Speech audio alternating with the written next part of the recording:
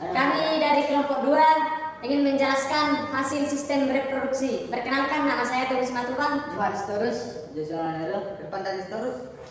Di materi pertama ini kita akan mempelajari mengenai sistem reproduksi pada pria ya. Mulai dari struktur organ sistem reproduksi pada pria beserta dengan fungsinya.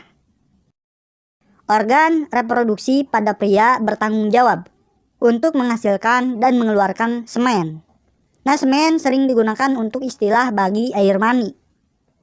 Semen ini adalah campuran antara sel sperma dan cairan, hasil sekresi dari kelenjar aksesoris.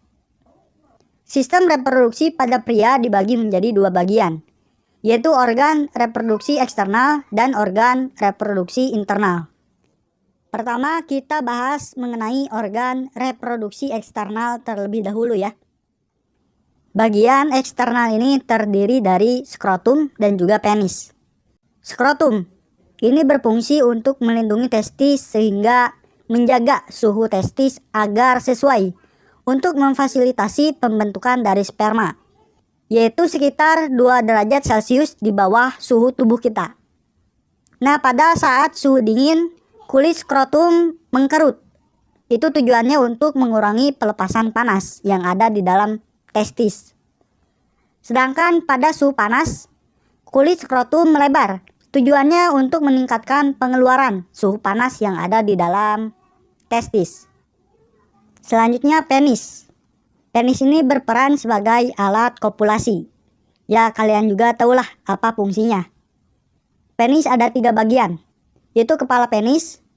Ini disebut juga sebagai glans penis yang sensitif terhadap perangsang, serta diselubungi oleh kulp penis.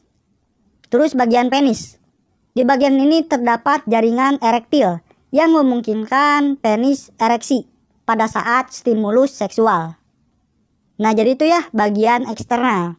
Selanjutnya bagian yang kedua, yaitu sistem reproduksi pria bagian internal.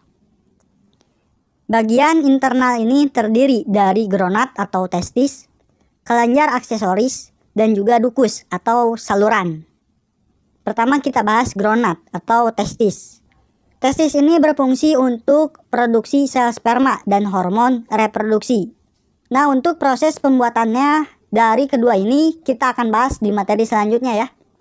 Testis ini terselubungi oleh 3 lapisan. Yang pertama itu ada tunica vaginalis. Ini memiliki rongga berisi cairan, yang dimana memungkinkan testis bisa bergerak bebas dalam skrotum. Terus ada juga tunica albuginea, yang tersusun atas jaringan fibrosa padat dan membentuk kapsul. Dan yang terakhir adalah tunica vasculosa. Ini merupakan lapisan pembungkus lobulus yang kaya akan pembuluh darah. Selanjutnya adalah bagian ductus atau saluran. Nah, saluran ini yang pertama terdiri dari epididymis. Epididymis ini berfungsi sebagai tempat pematangan sel sperma. Nah, epididymis ini terdiri dari 3 bagian, kepala, badan, dan juga ekor. Di bagian kepala dan juga badan ini terjadi pematangan sperma, sehingga sperma siap untuk membuahi sel telur. Kemudian sel sperma mengalami penyempurnaan mitokondria dan peningkatan motilitas. Sedangkan di bagian ekor, sel sperma yang telah matang disimpan sebelum nantinya diejakulasi. Bagian ductus yang selanjutnya adalah vas deferens. Ini berfungsi sebagai tempat penyaluran sperma dari epididymis. Selanjutnya ductus ejaculatori. Nah, ini berfungsi untuk menyalurkan sel sperma serta cairan hasil sekresi dari kelenjar uretra. Nah, disinilah tempat di mana sel sperma ditambahkan cairan semen atau cairan penyusun dari air mani. Dan ductus yang terakhir adalah uretra. Uretra sendiri berfungsi sebagai saluran pengeluaran urin serta semen.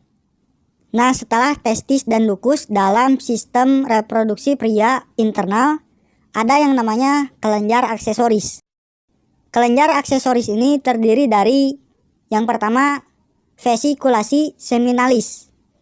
Ini merupakan kelenjar yang berfungsi untuk menghasilkan sekitar 60% cairan semen yang bersifat kental, sedikit lengket, cenderung basah, dan berwarna kekuningan.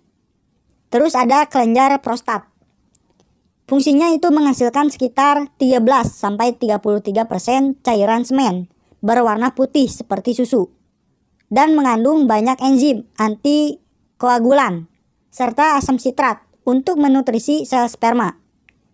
Dan yang terakhir adalah kelenjar Cowper. Kelenjar ini menghasilkan cairan untuk melumasi uretra dan akan menetralkan asam sisa urin di dalam uretra.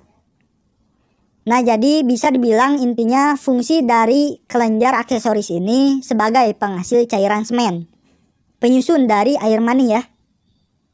Mungkin hanya itu yang bisa saya sampaikan di materi pertama, bab sistem reproduksi ini. Semoga apa yang saya sampaikan bisa berfungsi dan hidup buat Sobat Biota semua. Jangan lupa tonton dan pelajari materi selanjutnya serta video pembelajaran lainnya. Jadi see you next video sob. Sekian hasil penjelasan kami. Terima kasih. Oras. Salam dari